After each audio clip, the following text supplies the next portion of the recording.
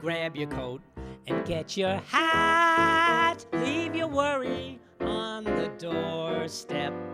Just direct your feet to the sunny side of the street. Can't you hear a pitter-pat? And that happy tune is your step. Life can be so sweet on the sunny, sunny, sunny side of the street.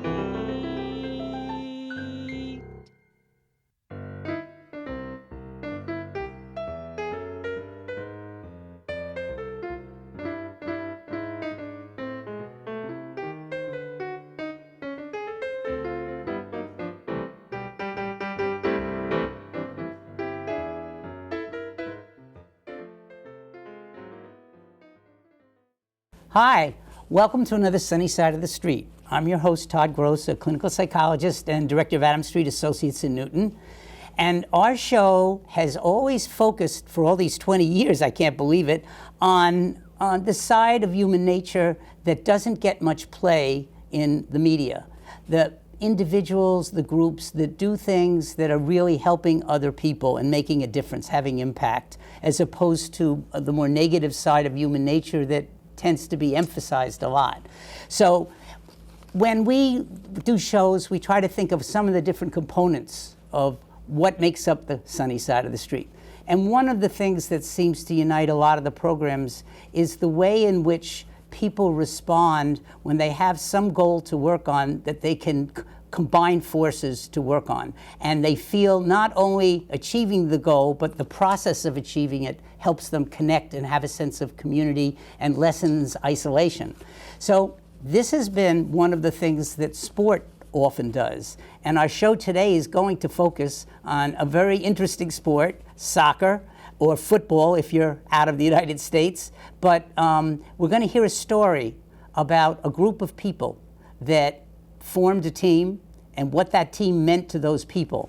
I want to give you a quote about the power of being on a team, a sport team, and see if you can guess who would say this. Sport has the power to change the world. It has the power to inspire and to unite people in a way that little else does. It speaks to youth in a language they understand. Sport can create hope where once there was only despair, and it's more powerful than governments in breaking down racial barriers. It laughs in the face of all types of discrimination.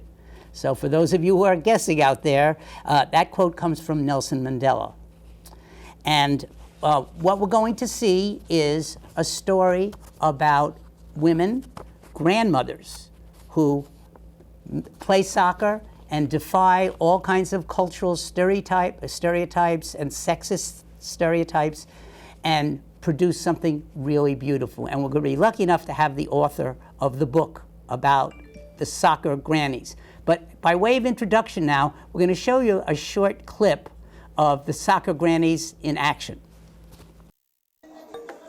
South Africa's grannies are showing that you don't need to be young to play soccer, let alone smash the ball into the roof of the net to the cheers of a delighted crowd.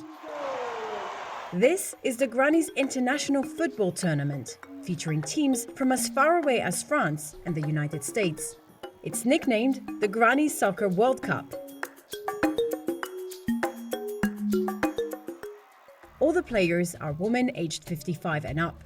It's been organized for the first time by South African team Bakegula Bakegula. At this age, at my age, I think if I was not in this sport, I should have been confined in a wheelchair. Flora Baloy is a striker for the team. The 66-year-old started playing in 2017 after suffering from severe arthritis. I feel good when I strike. And when I strike, even my inner emotion, I strike. I strike physical and inside me. So a lot of toxins come out of me when I am striking.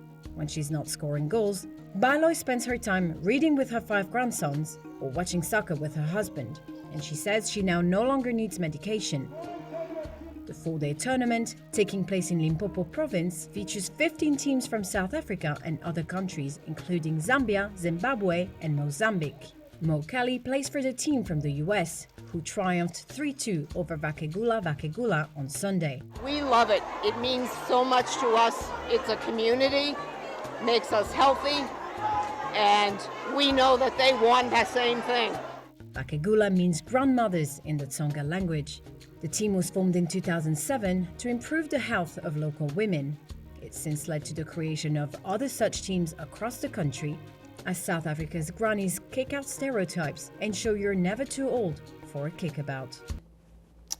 We are lucky enough today to have a person who has written a book about these soccer grannies and plays soccer herself here in Lexington. And so I want to introduce Jean Duffy. How you doing, Jean? Hi, Todd. Thank you for coming. Jean Duffy is a nonfiction writer who's published with the Boston Globe, the Concord Monitor, the Packingtown Review, the Somerville Journal, the Stamford Advocate, and WBUR's Cognoscente. Soccer Grannies is her first book, and what a book it is. She worked for 26 years before as an engineer and manager and as a consultant to nonprofits. So welcome, Jean, and Thank you. can't wait to talk about what you did. I do want to tell the people who are watching that we're going to talk about this book. When I read this book, more than any book I've read in a long time, I had to stop after each chapter because it was so wonderful and the stories were so compelling. And so it says a lot about your writing and also the experience that you went through that you were describing. Maybe just as a starter, if you could tell our audience a little bit about yourself and about the 26-year career you had as an engineer and manager before you retired. Sure. The fun fact I like to share about the life of Jean Duffy is that I moved 24 times before I got to high school. Oh my goodness. The new kid in class at least once a year. That's tough. Yeah. But once I had control of my life myself, I like to say my husband and I put down roots, deep roots in Lexington. Corrected that pattern. Yes, and I lived in the same house for more than 25 years, raised two lovely daughters, and worked for the same company for more than 25 years. I see. BBN Technologies. As an engineer, computer engineer, I moved into project management and then people management of larger and larger groups, and it was a phenomenal, fun time. But I have been very excited for the last 8 years after I gave up that full-time engineering work to move into a more creative retirement. As you mentioned, doing management consulting for nonprofits, helping seniors downsize, and writing a book. Yeah. Well, and the path to the book starts, I imagine, with how you got involved with the Lexington soccer team, the Lex Presses. That's right, yes. I was standing on the sidelines of the soccer field in Lexington, watching my daughters play. Okay. I wondered if your daughters had played. I figured probably. Yeah, I was in my mid-40s, and I said, that looks like fun. I can run 5 miles. Surely I can run and kick the soccer ball. And fortunately, I found a group of women who were just starting to play. And I was hooked in no time. It's such a fun way to exercise, and just a stress relief because you don't think about your to-do list for that hour. You're just focused on the play. And that group of women has become some of my very best friends. Yes, just as we were saying, that the bond is. And did you play any soccer or sports when you were younger? That was my first team First sport time, ever. really? Wow. First team sport ever. I'm kind of just prior to the Title IX kicking in. There was no girls soccer team in my high school, none at my college level either. If I had the inkling that I might enjoy it, the opportunity was not there. Yeah. But now, I've been playing for 20 years now. Our Lexington team has grown. We play in indoor and outdoor leagues and have pickup games several times a week. So there's something for everybody, all skill levels and competitive fashion or not. That's wonderful. Yeah. I'm so glad you have it. It sounds great. It is. And the next piece that's interesting is how you heard about the soccer grannies of South Africa and what made them inspired in terms of what you had learned about. So yes, I didn't know at the time, but just a couple of years after I took to the playing field, this group of women in South Africa started playing. And they were organized by a woman by the name of Becca Nitsanwisi, who was undergoing cancer treatments at a very young age, 35. Wow. And so she's in the hospital, and she had dedicated her life to helping others. And so in the hospital, she was not dwelling on her own suffering. She was looking around her, and she saw lots of older women that she knew from her community, and they were ailing and aching from typical old age kind of things. Hypertension, diabetes, just joint mobility problems. And she talked to the doctor, and he said they should be exercising. It would help them, just like you, Becca, need to exercise to recover from this treatment. And so when she got out of the hospital, she went and gathered up these older women in her town, and they started exercising, walking, doing a little more aerobic exercise. And one day they're on the side of the field, and some boys are kicking a soccer ball, and it rolls in front of one of the grandmothers. And she rears back and kicks the ball, and it goes off in the wrong direction from where she wanted it to go. And the women are laughing, just like you are. And Becca ran over to the boys, and she said, show these grandmothers how to kick the ball. And a half hour later, after running and kicking and laughing, they said, Mama Becca, that was fun. We want to do this again. They loved it, huh? And that was the first of her. That's a great story. I love the story. Tell me, it's one thing for Becca to see the plight of women, and in many levels, not only physical, but even emotional, and there were all kinds of issues that we'll talk about culturally too. But what is it about her, what are the things that you noticed about Becca that helped her translate that thought into action? What kind of leadership abilities do you see in her? There is a charisma. When I watched her, when I saw you guys doing a book tour, she's amazing. And what did you see in her? She just has this total loving, giving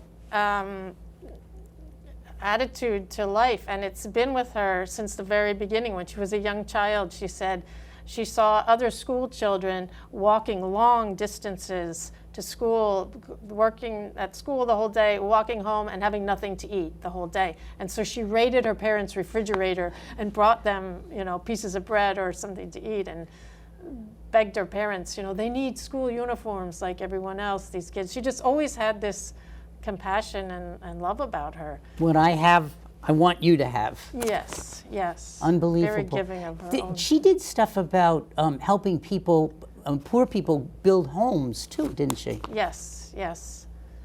As we'll talk about, many of these older grandmothers are watching 10 to 12 children, grandchildren, and some of them don't have a roof over their heads. So she, brings together resources and what money she can give, and has helped build many houses. That would help our viewers understand why I think one of her nicknames is the Mother Teresa of Africa.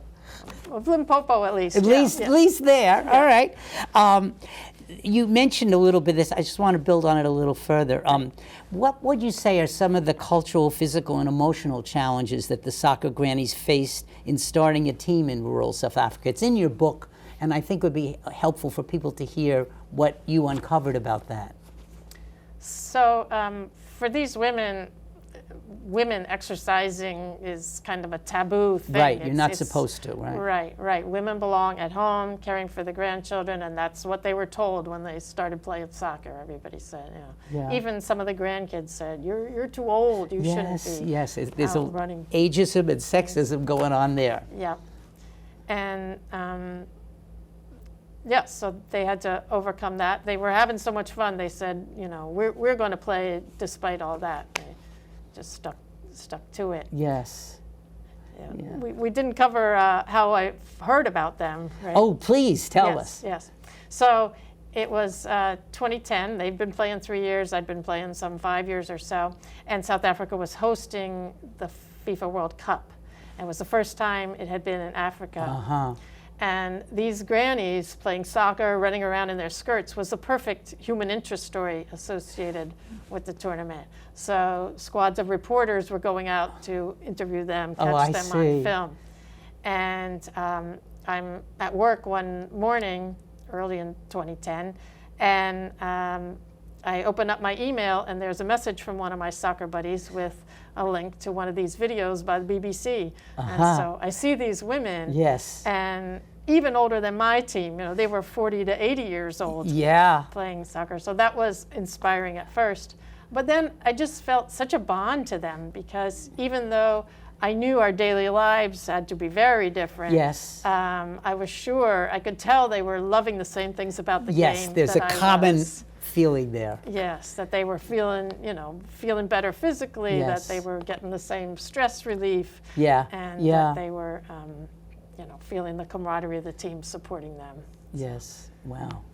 Amazing. And did you, were you the one that reached out to Becca first, or how did it occur? Yeah, so later that week, I was at a soccer game, of course, and we were chatting at the water break about this video we had seen.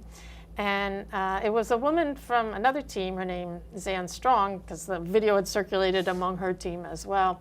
And she said, the United States Adult Soccer Association holds a tournament every year, moves to different states in different years, the biggest adult tournament there is in the US. And she said there's a Japanese men's team that comes every year. It's in Massachusetts this year, and we should invite these South African women to come. There's the idea. Yes.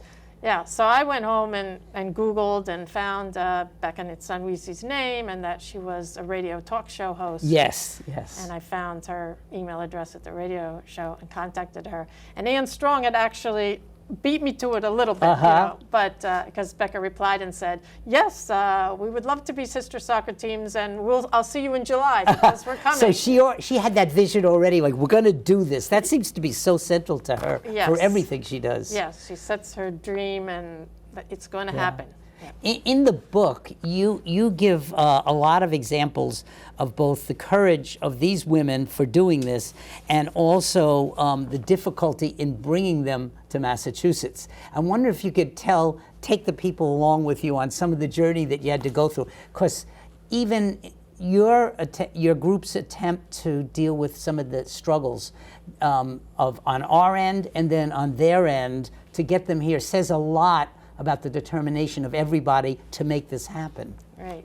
So from that first email, we had 5 months till the tournament would start, and I think there were hurdles in front of us that I don't know if Becca knew. I certainly didn't know. She had to fill out passport applications. Many of these women hadn't left their village, or perhaps just the province of Limpopo, and some of the women didn't have an opportunity to be educated because they needed to be working in the fields next to their mothers. Absolutely. So, Becca would have had to help them get their applications filled out. We were both trying to raise money. This was before GoFundMe, and all I'd done you didn't have that to do. Yeah. Right. All I'd done was help my daughter sell Girl Scout cookies. I had no experience, but I made a fundraising flyer and asked my teammates to share it with friends and family.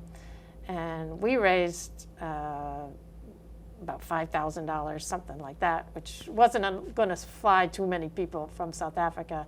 Becca had a lot of promises from the government and from some commercial companies in South Africa, but in the end, they didn't come through, They did not come through. Yeah. And so it was about a month before the tournament, early June, when I'm Googling one morning for, soccer grannies and Becca Nitsanwisi, and up pops a New York Times article about these women. Oh. And at the end, their desire to come to America, but that they were lacking funds. Oh, so that's helpful. Yes, very helpful. And then with an address to send money to, or some organization? There was not an address. Nothing. So the people who were motivated had to find out the contact for the tournament people, and then they would point her to me. So they had to do a little work to be able to get that way. Wow. And that shows their determination too to be a part of it. Right, that they saw touched by it and wanted to be a part. Of helping it. And about a week and a half later, a similar article ran in the LA Times, and it was from there that someone was motivated, and she actually said, my company sponsors professional soccer teams. How much money do you need? Oh, my I'm going to go to the president and see whether I can make this happen. Oh, that was wonderful. That Wow. was the miracle we were waiting There's for. a lot of miracles around this story. That's one of them for Yes. sure. So once we thought, okay, we have that money in hand, they had to get visas. Okay. And that can be a timely process. And so Becca loaded up 20 of them, transported them 4 miles to the nearest U.S. consulate in Johannesburg. And they spent 2 days, filling out paperwork and being interviewed.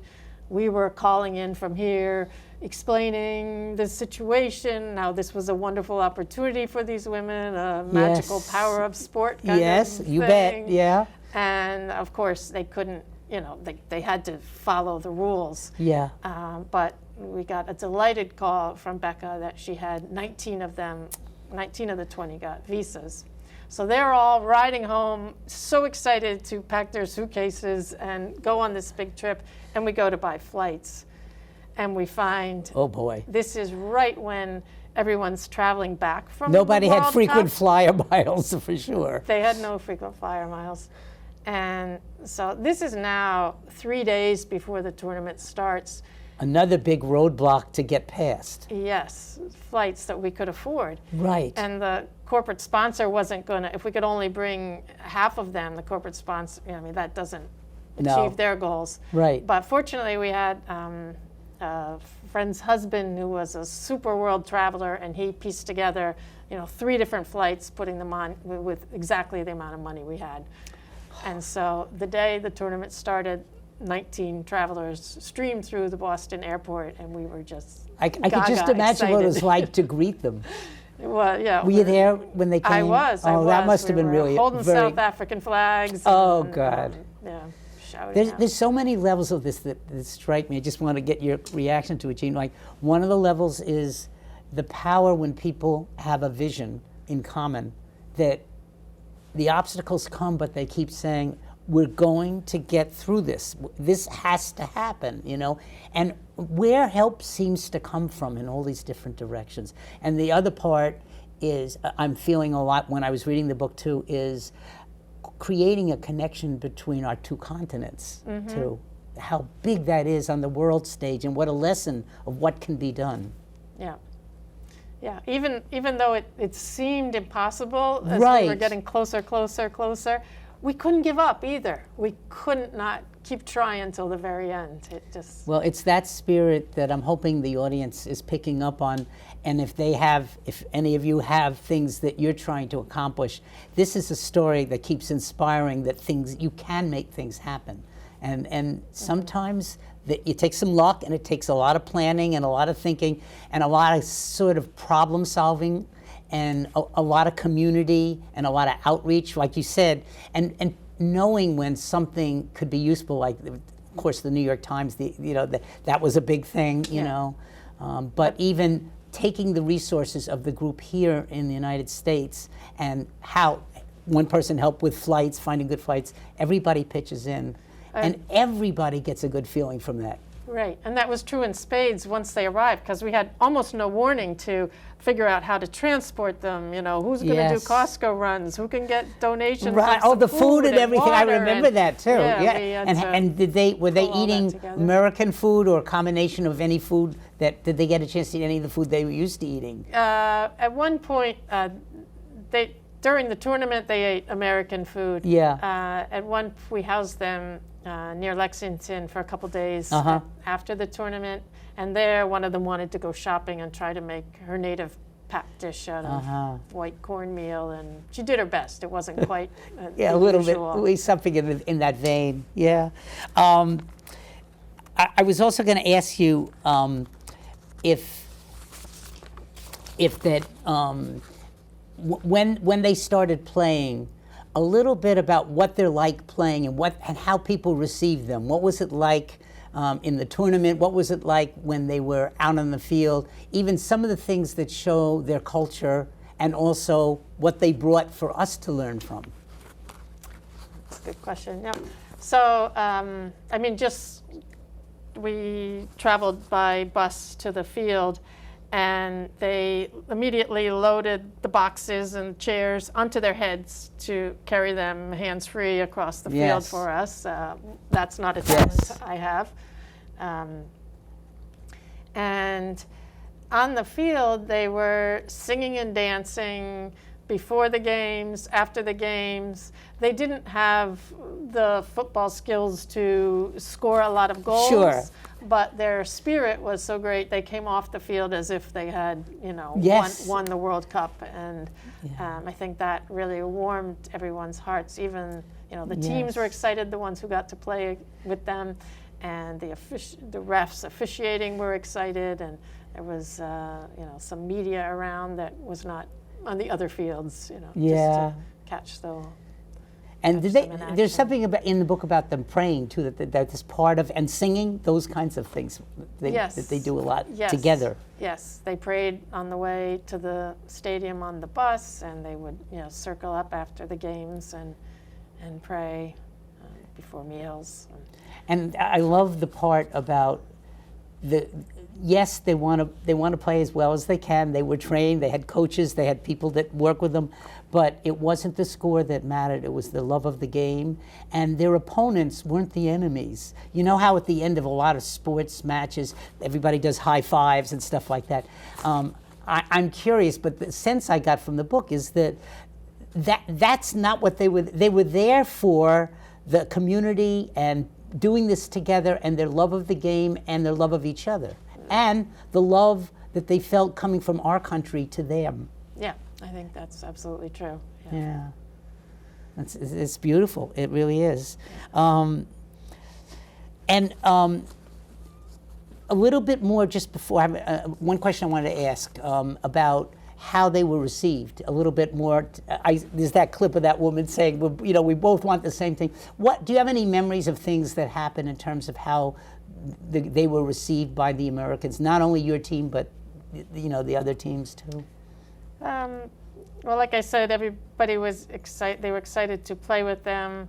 They have a tradition of passing little pins around at the tournament from their whatever state they're from. Yeah. So they were gifting those to the Grannies. There was at one point, one of the Grannies ran off the field and put her head in Becca's lap, and she was sobbing. And I said to one of the English-speaking Grannies near to me, I said, is Lizzie okay? What's wrong? Yeah. And she said, she's okay, she's okay. She's just so grateful to Mama Becca for the opportunity to play soccer and the opportunity to come to America. This is just beyond her dreams. And then she said to me, Lizzie lost 5 of her children to AIDS. And she said 5 is a lot. Oh. And my heart was just breaking. I mean, 1 is a lot, 2 is a lot. How do you move forward with 5 of your adult children dying? These women have had incredible struggles with, poverty and amazing courage to try to still go on. Resilience and go on. Yes, unbelievable. I wonder if you could say even some more. Because in your book there's so many stories that were so moving. So to pick a couple of the most exciting and heartwarming memories, that was one already, I'm sure, about their visit to America, things that strike you, and also things you learned about their lives that illustrate how much they overcame to then play soccer, even in terms of, people's resistance or getting away from their role in the family for a day to practice, all those kind of things that show their strength and courage and determination. Yeah, so one of my happiest memories was in the days after the tournament when we were back in Lexington. We met on our usual playing field for just a pickup game, and we mixed up all the players. There were some neighbors and family members wanted to play too. And just the warmth of the game, Yes. being able to set up plays with the women. You don't need to speak the same language to Yes, be it's universal. laughing and kicking the ball. Yeah. One of them, her shoe flew into the goal instead of the ball. And I said, that counts. Oh, God. So it was, that was just the warmth, our shared love of the game came through really there. Yes. And a lot of this stuff also that was very interesting to me was the physical gains these women made because of playing soccer. I mean, that woman said that in the little clip before. No medication anymore. That's pretty wonderful. You know, it says a is. lot. I was talking with my staff about this, suggesting that they get the book too, and one of the women, one of the therapists in our group said, you know, what strikes me about what you're saying is movement is so important, especially as we get older, all through our life. But they're having impact and they're moving. Yeah, the exercise, just expending the energy, I think gives you more energy later. And so they go home happier and ready to greet their grandkids and run around with them and play soccer. And I also love, I was watching one of the clips about the coach working with them, and one of the women fell down, and he had a way of reframing that. What did he say? He said something about that it shows, you know, you have to fall down to be able to get up and play. Yeah, and soccer is medicine or something like that. Exactly. It's a way of sort of saying no judgment here. That's not what we're here for. It's the process. Yeah, and everybody helps each other back up, and off we go. Another amazing lesson. I'm telling you. Now we also have the reverse happen. This story in the book about how the American team got invited to come to South Africa and play. Can you say a little bit how that occurred?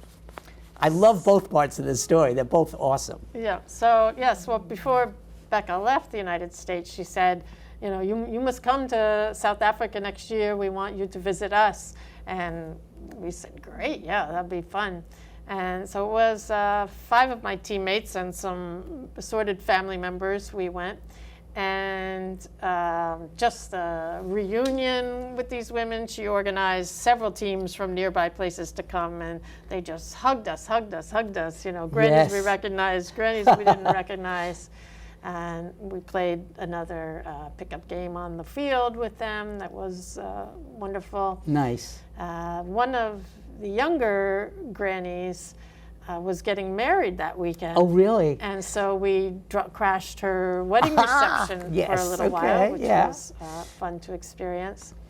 And one day Becca took us a couple-hour drive north to a very rural village, very small village, where she does community work, helping the girls learn about AIDS prevention, has formed a soccer team there.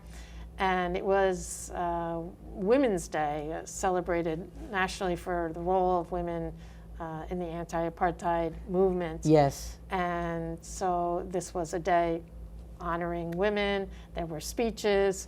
There was a chief in the village, and he paraded in.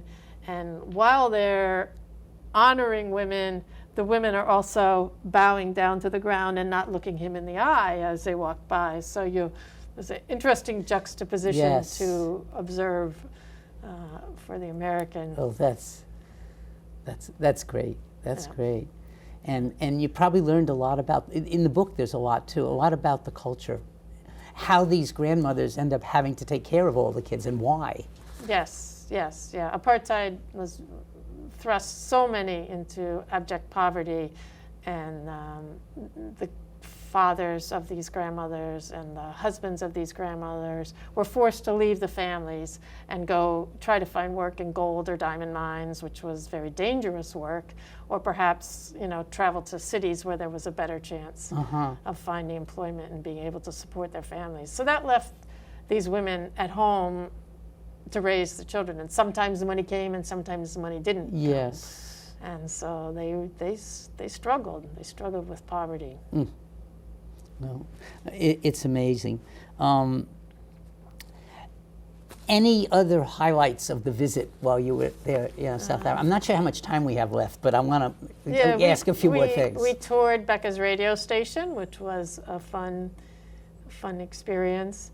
And she had us visit one of the baobab trees, these enormous trees of life that every part of them helps nourish different animals. And unfortunately, they're suffering from climate change now. I bet. But it was an amazing sight to see this giant tree. That has a lot of meaning, doesn't it, in South Africa, the baobab? It does. It does. Yeah.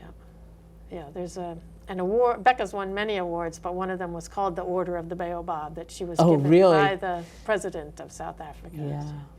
Wow. That's incredible. Another thing I wanted to ask you is, we've been touching on it, but in general, what kinds of philosophical personal lessons do you think you've learned from this experience with the soccer grannies? You know, and also, how has it influenced your life and your writing of the book? Yeah. It's a big topic. Yeah. Yeah. We have time.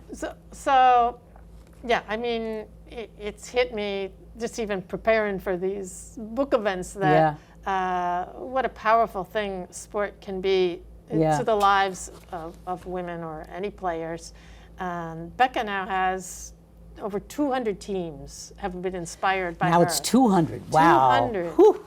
across South Africa and other African countries. So when you just think about that many women who have been now empowered to take control of their physical health, improve that, their emotional well-being, and build all these local communities supporting each other. Huge impact. Yeah, they often will contribute what they can, if they can, weekly when they come to play soccer, and then they have a bank account, and when one of them has a need, they will help each other through rough times. So they really form a valuable community for themselves. And then just the power of sport to have this global connection. Yes. And Becca and I working together.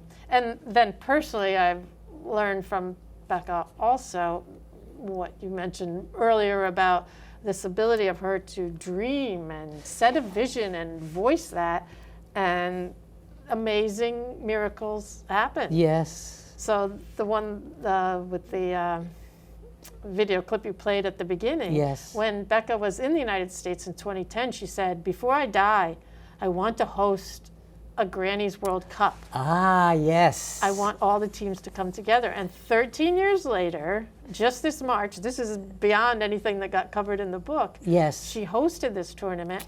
16 teams came together from across Africa and the US and Europe.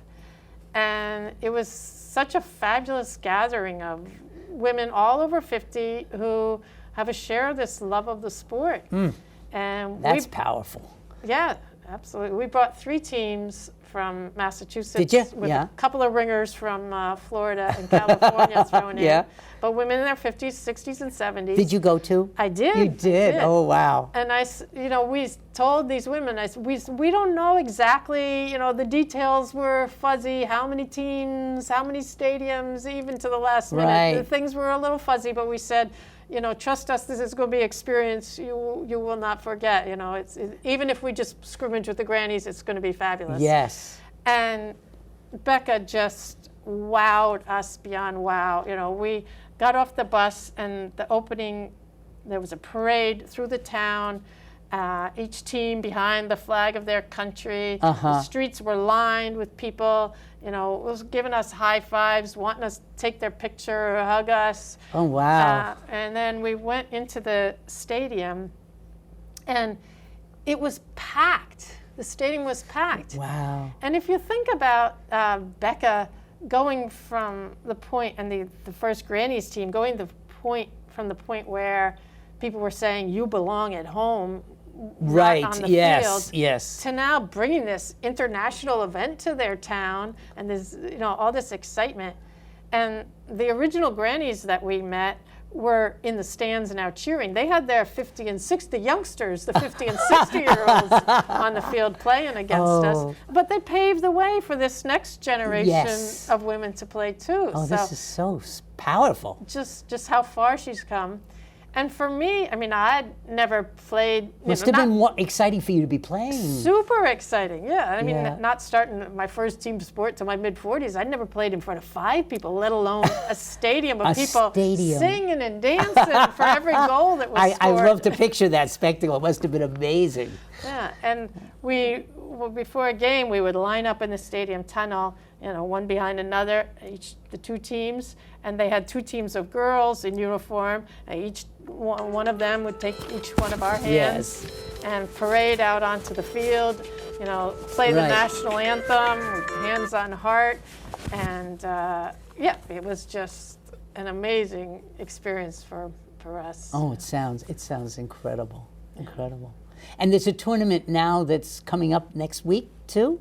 There is, this annual U.S. tournament. Yes. It's going to be in, I'm pretty sure it's North Carolina next week. Yeah. And you'll be in that too. I am not. No, no, not I'm in not that going one. to Okay. that. I'm, No. Yeah.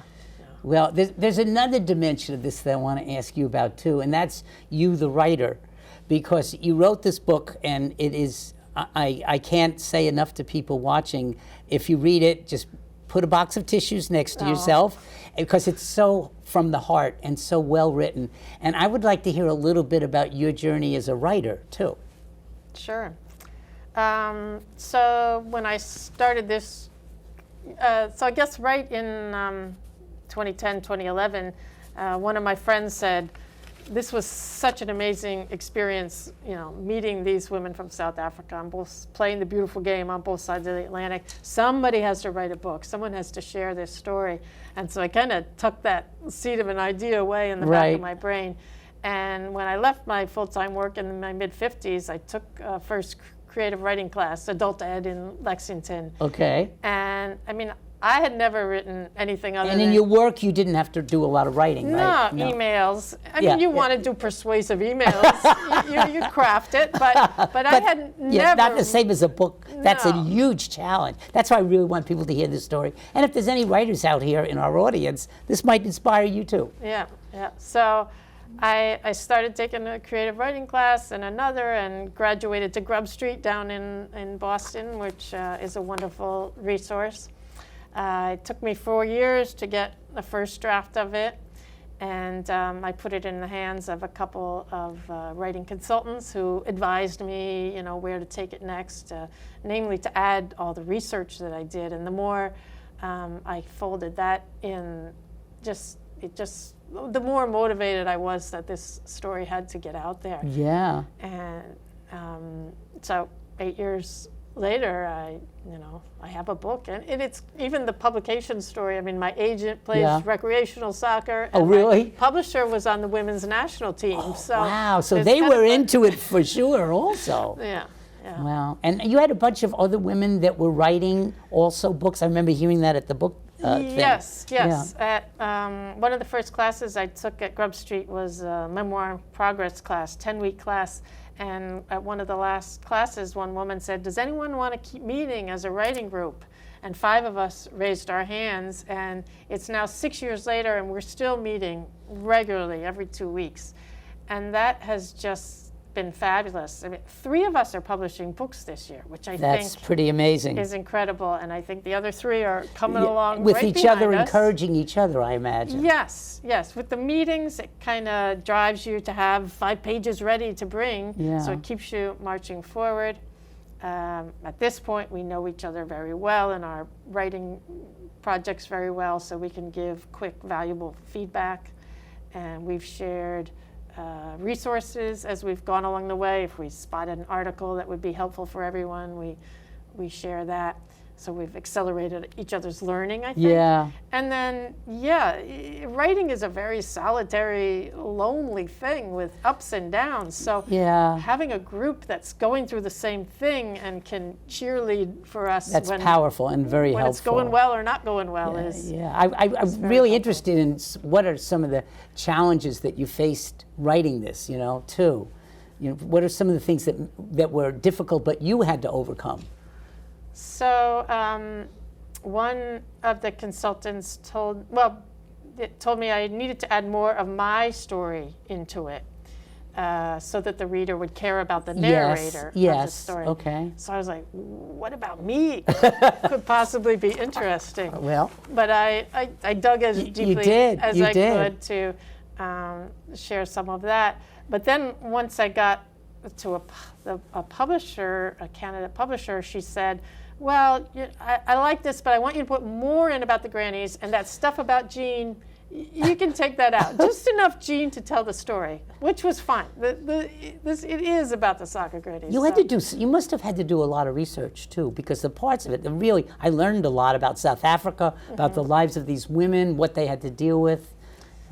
Yes, I got connected with a historian specialized in Southern Africa from Bridgewater State, and Dr. Megan Healy Clancy.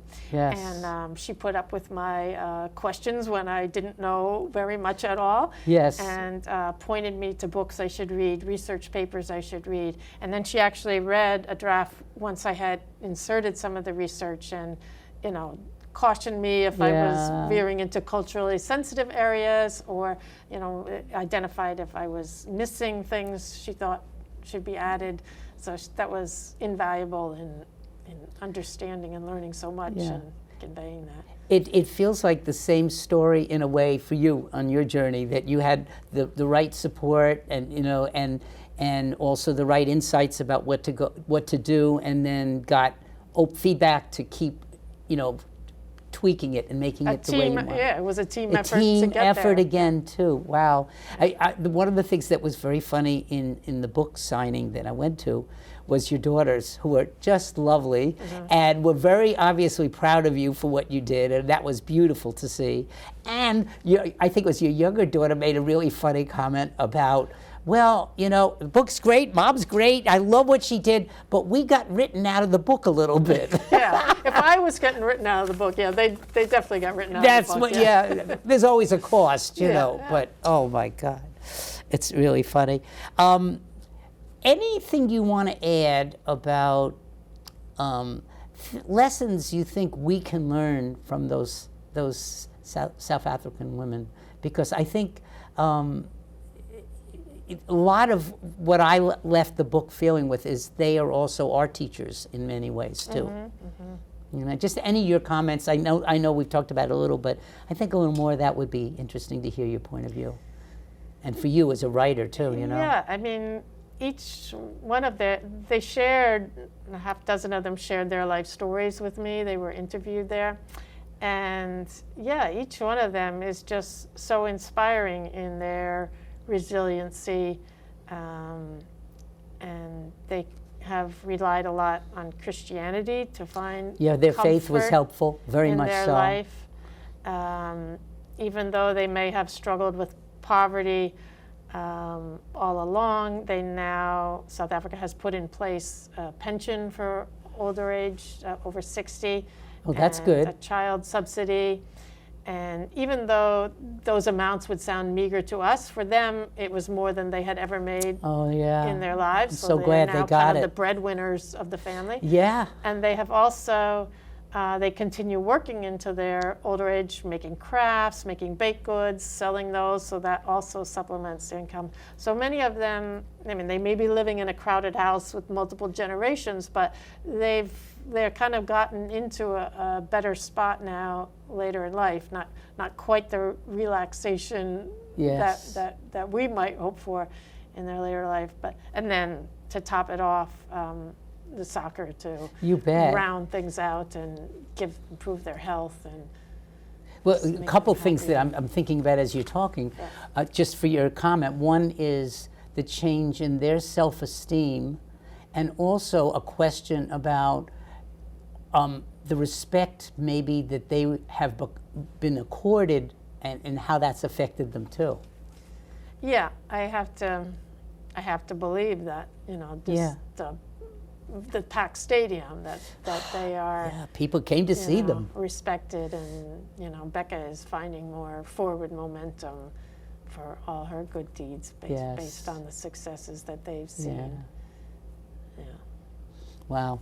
And how about a couple comments on future directions for you and what of this situation, and if it's led you to have your own visions of more things? Yeah. Well, your dreams, Yeah. I mean, I can see Grannies teams in every country of the world. I want to sit down with Becca and get from her, what's the recipe? What are the couple of supports you need to put into place? Because I think, we could get that message out, and obviously it sprouts, and that could be very powerful. But Becca is looking forward to the Grannies International Football Tournament 2025. And she's always got another one coming. Another thing. they were, bigger and better. There were, unfortunately, there were teams across Africa that were posting on social media, fun videos about, them kicking the ball around and singing and dancing, and we're coming and we're going to bring home the trophy. And then in the end, they didn't have the resources to get there. And I know that broke Becca's heart. Sure, and, yeah. It was heartbreaking for us to see. So, we're hoping closer to the tournament to try to rally, connect, teams to sponsor other teams to make the trip. And you could be involved in that, right? Yes, definitely. Absolutely. Yeah. So for the near term, a group of us in the U.S. have stood up a GoFundMe. It's called Score One for the South African Soccer Grannies. And we're looking for any contributions, small or large, to help further all of Becca's initiatives to help the health of older women. That's the focus. So it includes all the football, but also just other general health and education. And then I'm donating the proceeds of my book to the Becca and its Son We See Foundation. Oh, good. Oh, that's really supports wonderful. Our efforts. So if people like the book, they can yes. And they can tell contact you. There's a website, right? GeneDuffy.com. Okay, they'll be seeing is that. my website, yeah. And the link to the GoFundMe is there. And a list of book events. I have one coming up Tuesday, July 25th in Concord, Massachusetts at the Public Free Library at 6:30 p.m. Good, good. With a writing buddy of mine. Oh, good, with good. Her book about Noam Chomsky and her 25 years working with him, which is another wonderful story. Wow. Have you liked doing some of the tours when you'd go to all these things, just to talk about the book and stuff, and people ask questions and stuff? Yes, it's great to hear the questions. Yeah. I like to build in a lot of time for that because that's kind of fun to explore what they want to hear about. Absolutely, absolutely. Also, I want to mention for our audience that we are putting on a link so that you can see a longer video about the soccer grannies too. And then you'll see if you follow that link, you'll be able to watch that film, which is also really excellent too. Yeah. Won lots of awards. Oh, it did? Yeah. Nice, nice. Wow. Well, I think this book should win an award too. It's amazing. It really is. Quite a piece of work. It really is. Okay, I'm trying to think if there's anything else. Anything else that you want to add that we haven't touched on yet? Or any memories that you want people to hear that sort of, I was thinking about, Becca has all these community organization skills and leadership skills and stuff like that, but it's those skills, but it's that she emanates love of people, which I think is the core. But I just wanted to get your reaction to that too. Yeah. I mean, she herself, does not own a house, and she will walk. She doesn't own a car. She will walk kilometers and kilometers to another village and stay overnight and sleep on the floor in the homes of these people and listen to their stories and eat with them and just show them love and compassion. And then she'll walk home, carrying those burdens with her. Yes. And that empathy. Yeah, it's just, she gives she hopes to rally and pull together things that people need and contribute what she can. But yeah, she just doesn't stop. It seems also, and you mentioned this, that one of those skills that's so important is that she's a good listener. And she listens with her heart. Yes. And that seems to be, those are things that work. They just work, Yeah, they call her Mama Becca out of respect. Mama Becca, right. Yeah, it's a totally inspiring story. Should be a movie someday, I think. People Maybe have said that. People thinking about doing stuff. I don't know. Maybe there's some hope it's somebody out there, yes, right? that will pick it up. But reading it is quite an adventure. It is. It's one of the most interesting books I've ever read, I think. So congratulations on that too. Thank you. Any other future plans that we should know before we stop? Any other things that you're thinking of? No, I mean, I guess I'm just really grateful for the women who shared their stories in the book, their life stories, that detail. Yeah. I mean, I knew my experience of meeting them on both sides of the Atlantic was amazing to me, and then layering in to the book all the research and everything I learned. But then those gifts that they entrusted me with their life stories was quite late in the writing process, and by then I had learned all the context of the South African history Yes, and the yeah. political So that was and really social good to know that. pressures on them. And so, yes, of course, their fathers and husbands left the family to go Yes. work. Oh, there's a lot of and- heartbreaking stories about being isolated and left alone and Yeah.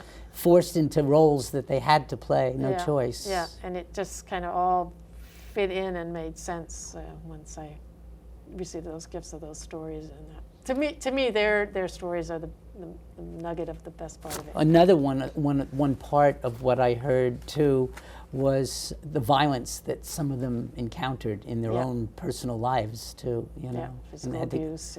people talking about being hit so many times. So you can't read that without getting upset and then turning around and feeling incredible joy at what they have done despite that.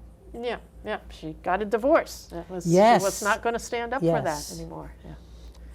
Amazing, Yeah. amazing. Well, this has been a wonderful journey, just reliving this book and talking with you about it. And I wish you all the success in the world Thank for you, Todd. this. And I hope for our audience, I hope all of you will be inspired to maybe read the book, get involved, and even do some of your own visions and maybe follow in Jean's footsteps and Becca's too, in terms of what you do with your lives. At any rate, I want to thank you again. Oh, thank you, Todd. And it was really good to hear this story. And I want to thank our audience for watching. And I hope you tune in again soon for another Sunny Side of the Street. Take care, everybody, and we'll see you real soon.